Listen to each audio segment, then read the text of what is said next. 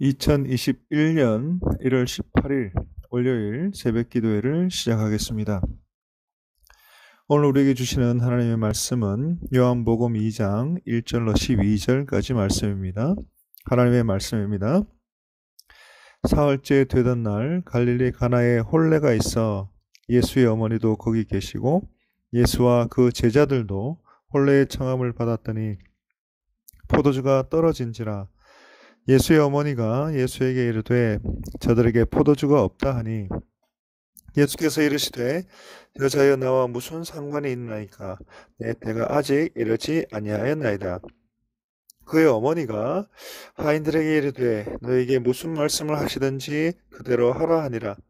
거기에 유대인의 정결 예식을 따라 두세 통들은 돌 항아리 6이 놓였는지라. 예수께서 그들에게 이르시되 항아리에 물을 채우라 하신즉 아기까지 채우니 이제는 떠서 연회장에게 갖다 주라 하시매 갖다 주었더니 연회장은 물로 된 포도주를 맛보고도 어디서 났는지 알지 못하되 물 떠온 하인들은 알더라. 연회장이 신랑을 불러 말하되 사람마다 먼저 좋은 포도주를 내고 취한 후에 낮은 것을 내거늘 그대는 지금까지 좋은 포도주를 두었도다 하니라. 예수께서 이 첫 표적을 갈릴리 가나에서 행하여 그의 영광을 나타내심에 제자들이 그를 믿으니라. 그 후에 예수께서 그 어머니와 형제들과 제자들과 함께 가버나움으로 내려가셨으나 거기에 여러 날 계시지는 아니하시니라. 아멘. 거룩하신 하나님 아버지, 주일 강단을 통하여 귀한 말씀, 은혜의 말씀 주시니 감사합니다. 말씀의 은혜와 위로하심으로 이번 한 주간도 믿음으로 살아가는 주의 백성들 다 되게 하여 주옵소서. 하나님의 말씀 앞에 겸손하게 순종하게 하시고 하나님의 말씀 앞에 무릎 꿇고 기도함으로 나아가게 하시고 하나님과 늘 통회하며 살아가는 인생들 되게 하여 주옵소서. 우리 교회에 속한 모든 권석들과 모든 환우들과 모든 성도님들에게 예수 그리스도의 이름의 능력으로 회복과 승리의 역사가 일어나게 하여 주옵소서.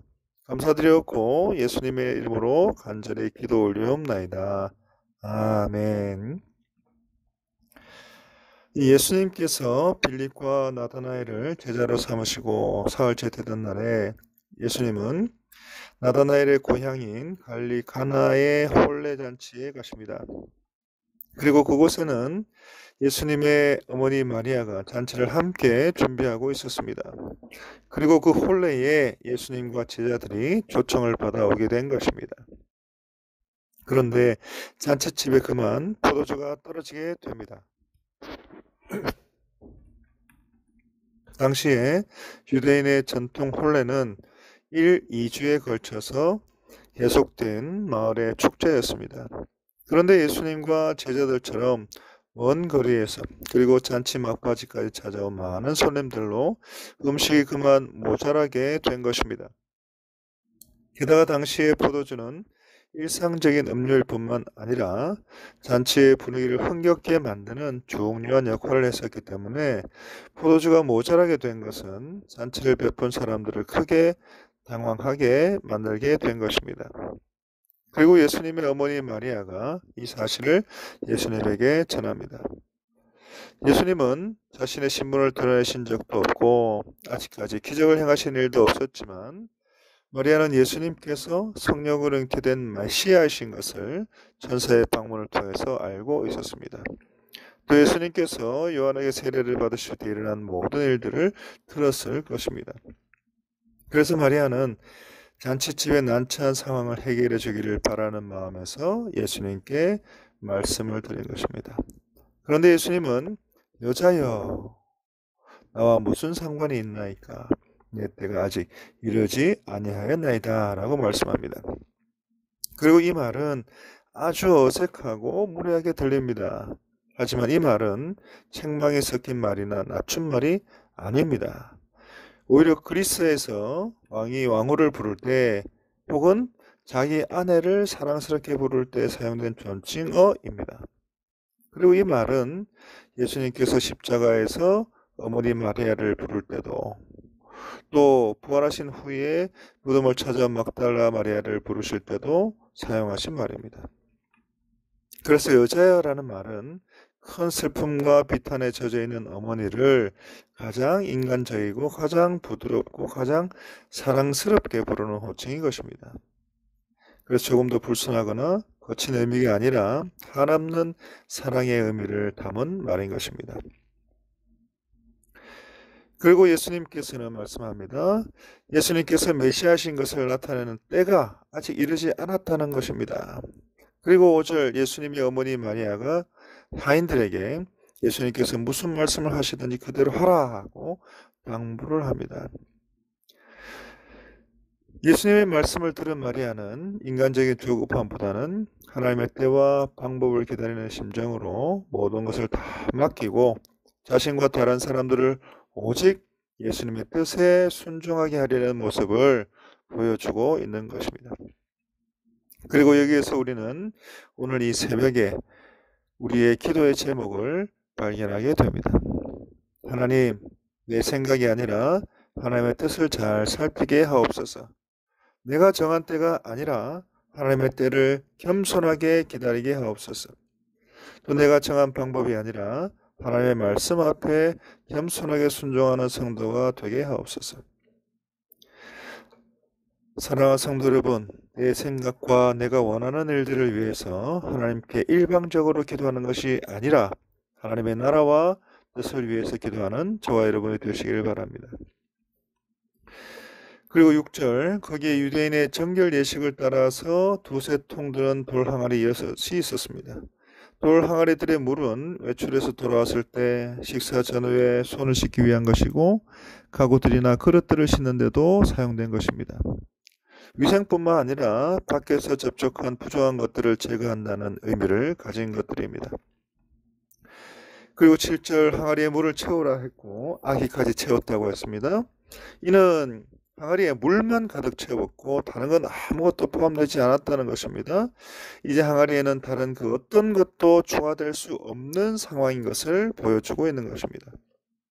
그리고 8절 이제는 떠서 연회장에 갖다 주라 하시며 갖다 주었다고 했습니다. 예수님의 말씀에 순종한 하인들은 돌 항아리에 포도주가 아닌 물을 가득 채웠고 이제는 떠서 연회장에게 갖다 주라 하시는 그 말씀에 연회장에게 물을 퍼서 가져다 준 것입니다. 그리고 9절 물로 된 포도주를 맛보고도 이 연회장은 포도주의 탁월한 맛에 놀라게 됩니다.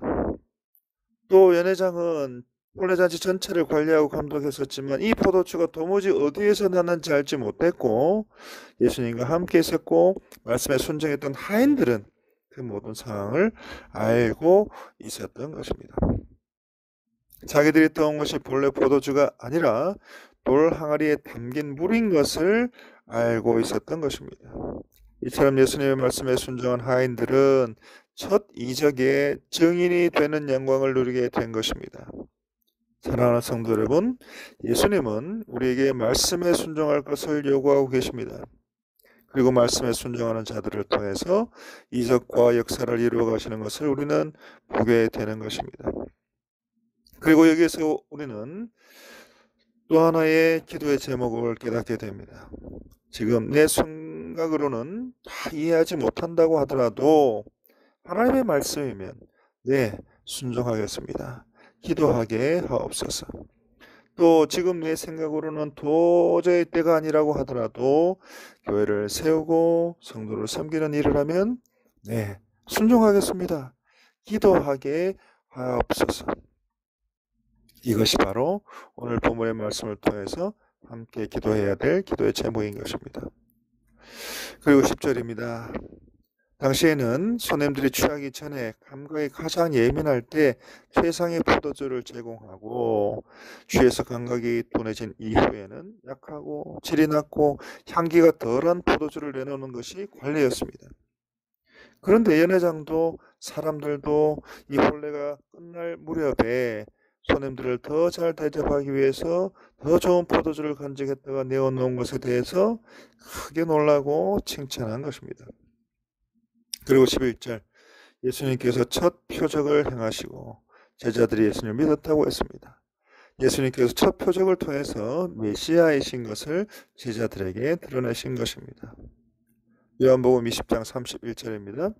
오직 이것을 기록함은 너희로 예수께서 하나님의 아들 그리스도이심을 믿게 하려 하며 또 너희로 믿고 그 이름을 힘입어 생명을 얻게 하려 함이니라 했습니다. 사랑하는 성도 여러분, 오늘의 본문의 말씀은 오직 예수님은 하나님의 아들이시요 택한 백성들을 죄에서 구원하시기 위해서 이 땅에 오신 그리스도이신 것을 증거하고 있는 것입니다. 그렇습니다. 예수님은 하나님이시요 하나님의 아들이 되십니다. 오늘 우리를 모든 죄에서 구원하신 구세주가 되십니다. 이 사실을 다시 한번 깨닫고 굳은 믿음으로 살아가시는 저와 여러분이 되시길 바랍니다. 그리고 더 나아가서 나의 사랑하는 가족과 이웃과 모든 사람들에게 이 사실을 전하고 증거함으로 예수 그리스도의 이름의 능력으로 생명을 전하고 면류관 받으시는 여러분이 되시기를 간절히 바랍니다. 기도하겠습니다. 우리 교회와 담임 목사를 위해서 기도합니다. 우리 교회에 속한 모든 성도님들과 환우분들을 위해서 기도합니다. 우리 교회에 속한 모든 다음 세대들과 성도님들의 생업을 위해서 기도합니다. 선교사님들과 이 나라와 이 민족을 위해서 기도합니다. 하나님, 이 모든 기도의 제목들을 들으시고 응답하여 주시고 은혜 베풀어 주시옵소서. 예수님의 이름으로 기도드리옵나이다. 아멘.